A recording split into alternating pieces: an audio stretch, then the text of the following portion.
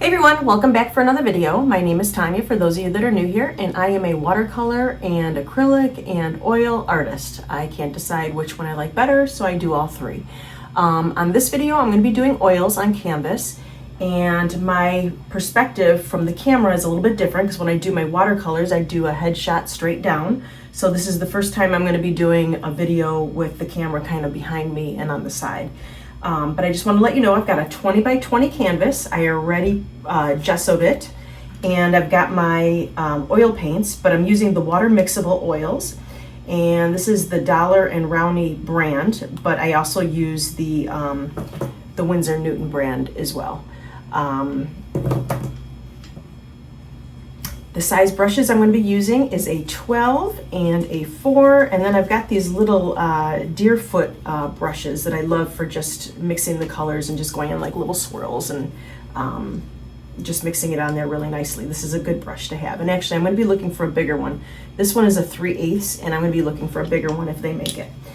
All right, so I took a trip and I took a lot of photos of barns, and I've been doing a little series of barns lately. Actually, let me pull a couple here. They're still wet. So it's kind of in this style here. So it's just a bunch of bright colors and old barns. But this one is still really wet. I just finished it up this morning. So that's another thing about oils. They do take a long time to dry. But I love painting with them because the pro to taking a long time to dry is you can keep going in and blending them for even days. So I've got some paintings over there that are, gosh, I think I painted them 2-3 weeks ago and they're still a little tacky. So you can keep blending and blending for a long time. So that's the pro to oils versus acrylics. Acrylics dry right away. All right, so I'm just going to show you a little bit of my process of how I do this. Since they are water mixable paints, oils, you can go ahead and use water, obviously. So I'm just washing off my brush in water, and I've got a towel here. I'm just going to dry that off a little bit. If you want to use gloves, you can definitely use gloves. I just choose not to right now. Sometimes I do, but most of the time I don't. So I'm going to go and pick up a little bit of this permanent rose color. And I'm just gonna go ahead and just start streaking it on with my size 12. So I'm gonna give the sky a little bit of that, the stripes that I had just shown you in my other painting. Okay, I'm gonna wash off this mixing brush too. And then what I do is I'll just pick up a little bit of white with my mixing brush. This is the deerfoot brush I was talking about. And I'm just gonna go on and just start blending it. So I usually have, when I do my oil paints and my acrylics really, I usually have 2 paintbrushes in my hand. So again, this is just to kind of show you my process of how I do this. I'll go all the way down.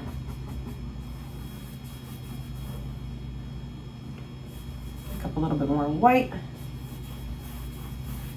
And I'm just blending it in. You can go in little circles, or you could just go up and down. I'm going to pull in a little bit of my yellow now. And then when the yellow and the permanent rose meet, it turns into a little bit of an orangey color. And you can always add a little bit of white to that just to bring out that tone a little bit more, lighten it up. All right.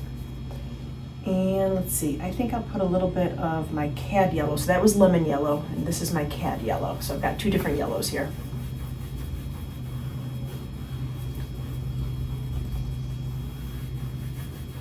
And I'll pull in a little bit more white. Lighten that up.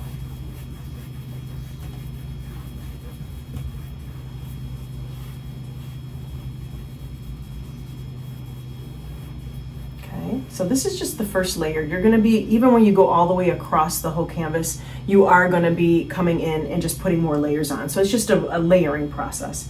I think I'm gonna pull in a little bit of my blue here. Now when the blue and the yellow meet, it's gonna automatically make a greenish color.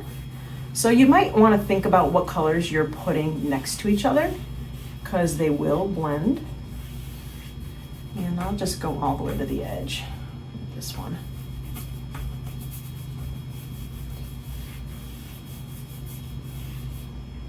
Pull in a little bit more blue. I will wrap my canvas. I'm using a canvas that is about an inch, inch and a half thick. So I will wrap my canvases. Sometimes I don't, but this one I will. I'm gonna add a little white in there. Lighten up that green. That's pretty. And then if you wanna wipe off your brush, get off some of that excess paint and just kind of feather in those colors together, you can do that too. All right, I am gonna add some white where it already is white, but I still have a little bit of that green on my brush, so it'll be bringing in a little bit of that hue right now. Smooth it out. And if you see any of the speckling of the canvas, just go back in and smooth it out. You don't want to see any speckling of the white canvas underneath. And I am painting this directly on a white gessoed canvas, but you can go ahead and paint your canvas any color. I sometimes just paint them really, really dark and then just go over it with light colors. So I do a little bit of both. Let's add in a little bit of dark blue. This is an ultramarine blue. I'm gonna put just a dab of water, just so it mixes a little bit better. Again, this is oil mixable, or water mixable oil paint. Now when the blue and the pink meet, it's gonna make purple. I'll add a little bit of white in there again.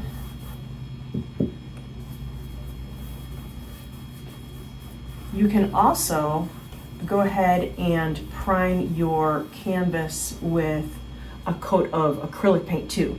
Oil paint's a little bit more expensive, so if you want, you can go ahead and just put a solid color or a mix of colors of acrylic on your canvas and then go in with the oil colors after. That just saves you a little bit of oil paint. All right, I'm gonna go ahead and do the yellow again. So I'm just gonna go and do my whole background here. And normally what I would be doing is when I do each color, I go ahead and do the top and I wrap it as well. But I will go ahead and do that later, because then I would have to move the canvas to do that. And I will add a little bit more of my ultramarine blue. And you can go in circles, I'll show you. You see I'm just going in circles, going all the way down. Then you can go in and smooth it out if you want to. And if you like that circular motion, just leave the circles. I'm gonna add a little bit of white, lighten that up.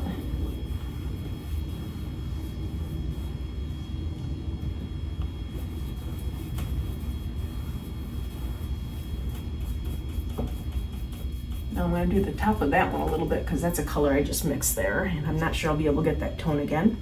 So I went ahead and just wrapped the top. I'm going to wipe off my brush. I still have some of that permanent rose on my bigger brush.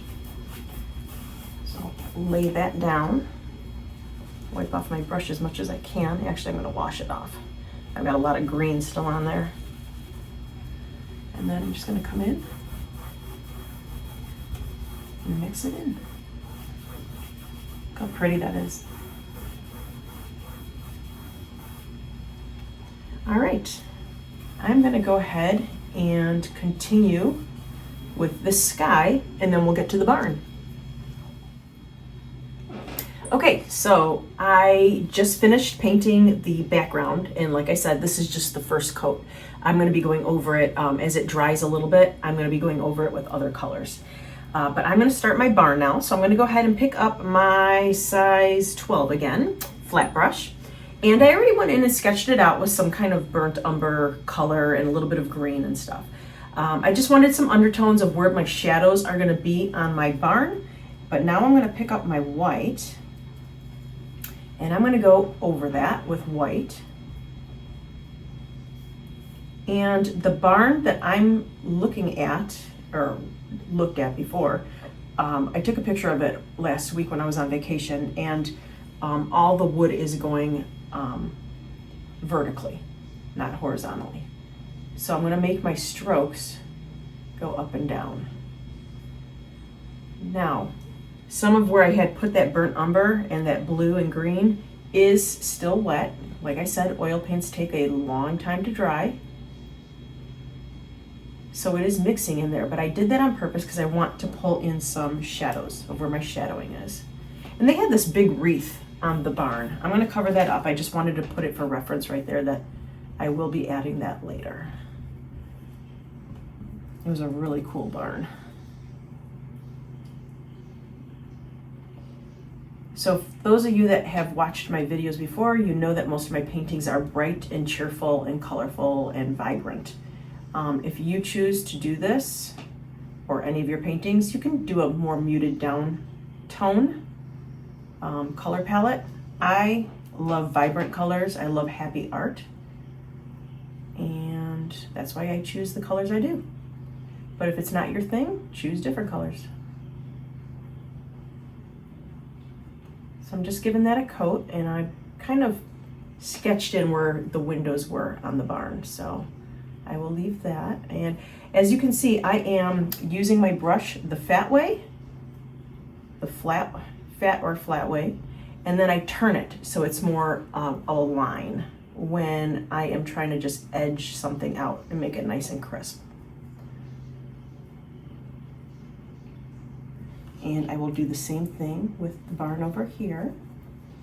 I will start with my horizontal lines, and then I will, just to get the paint down, and then I will move into the vertical lines again.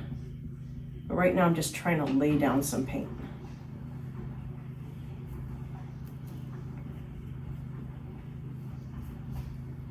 It looks like I have to pick up more white.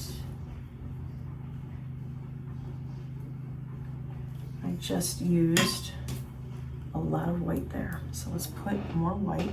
Oh, and for my palette, I use two different things. One is I just got this, I don't know, it's Pyrex little container, and I picked it up at a thrift store. And it came with a little cover. So when I'm done with my paints, I just go ahead and cover them. And then with oil paints, you can go ahead and put this in the freezer as well. It just preserves your paints a little bit more, so the cold just doesn't let it dry out as fast. And then just let it thaw out when you're ready to use it, and it's ready to go. But another thing that I use, and this is glass, another thing I use is my professional glass palette. So this, I usually use my acrylics on here, but you can go ahead and use the oils on here if you want as well. The only thing is you'd have to scrape them out if you want to preserve your paints and put them in something like this at the end of the day to preserve them overnight or even a few nights. That's the beauty about oil colors. They will last you days and days and days, especially if you put them in an seal-tight, airtight container and put it in the freezer. It will last you forever. All right, so I picked up more white. And I'm going to start bringing in my vertical lines. Again, I'm smoothing out the line right here, so I just turned it. I just pivot that brush in my hand, and I go up and down. And I'm not too worried about the bottom of the barn right now because I'm going to be putting in greenery and who knows, grass, hay, I'm not sure yet. Maybe some bushes or trees. So I'm not that concerned down there. Now, I am going to go over this section here. There was a little bit of a door here on the barn, but it was actually the same color as the rest of the barn. It wasn't like a vibrant colored door. So I think I'm just gonna mute it in to the rest, but I do want it still there. All right, beautiful. And then the roof on this barn was actually a very light color, but I think what I'm gonna do is I'm gonna go ahead and make it a dark color. My set of oil paints did not come with a black, so how I make my black is I take my French ultramarine, or any ultramarine blue, and I take my burnt umber. And if you mix these two in your palette, which I squirted out a little bit right there, I'm gonna mix these two in my palette and you get kind of a black color. It's kind of nice not to use straight black from the tube because it turns out it makes your paintings look a little bit more flat. So if you use like a Payne's gray or you mix some colors to get a black, it actually adds a little bit more depth to your painting. All right, so I'm gonna go ahead, I'll show you. I'm gonna mix my my French blue, ultramarine blue, my burnt umber, and you kind of get this black color, which I love. Love, love, love. I either love making my black like this or Payne's gray. And I'm just gonna start filling it in.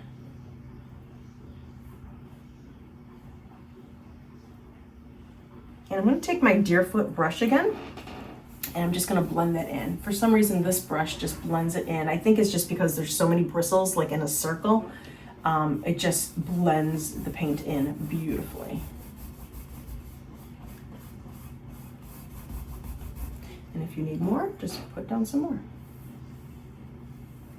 Now, the thinner you go with this paint, you will start seeing a little bit of more of the blue or the burnt umber in there. But if you put it down in a good coat of it, it will look black to you. But sometimes it's really nice just to see all the colors in there. So like I said, it's not just a flat black. All right, and then I'm gonna go down because this roof it's got like the two little pitches there and then it comes down again. Mix a little bit more, put on a little bit more. I could take a little bit of water and thin this out if I wanted to, but I'm just gonna use my brush.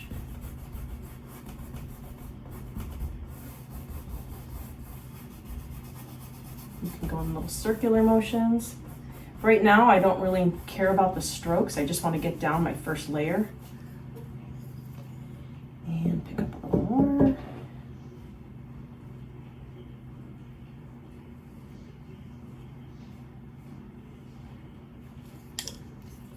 Blend it in again.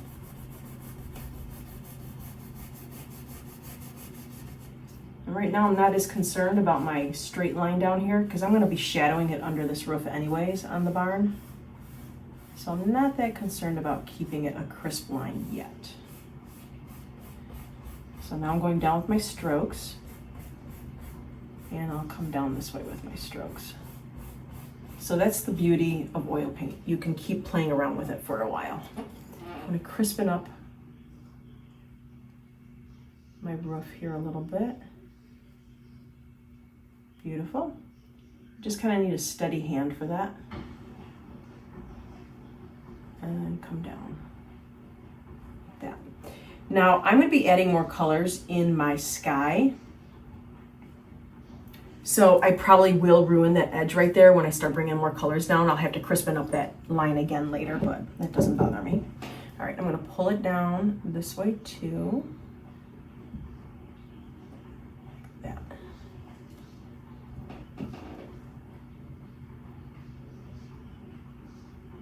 Point up there. Then I'm going to use a smaller flat brush. I don't even know what size this is. A 6. They call this a 6, but it's very tiny. It's just a generic brush. And I'm going to just kind of fill in my roof there because I want a little bit of that overhang.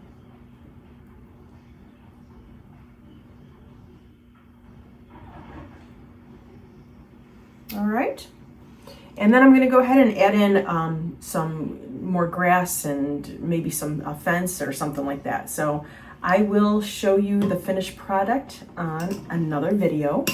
I just wanted to show you a little bit of what this looked like, my process of starting it. But I will probably be finishing this on another video just because I don't want this video to go too long. So I've been dabbling with my oil paints again, and I'm just wondering if you like videos like this, because I find that when I just paint with my watercolors, I get a little bored. I just need a little bit of variety, so I'll switch over from my oil paints to my acrylics to my watercolors, sometimes watercolor pencils. I've even done oil pastels, so I like to use all my paints and all my different mediums of art. So, but just let me know if you like the oils. I think if you go out and you're really hesitant on the cleanup of oil paints, they now come out with the water soluble oils and, or actually I should say water mixable oils. And it's a game changer. So, because you don't need all that turpentine and mineral spirits to clean up your brushes. So I hope you enjoyed this video. Please give me a thumbs up and I will see you in the next video. Thanks, bye.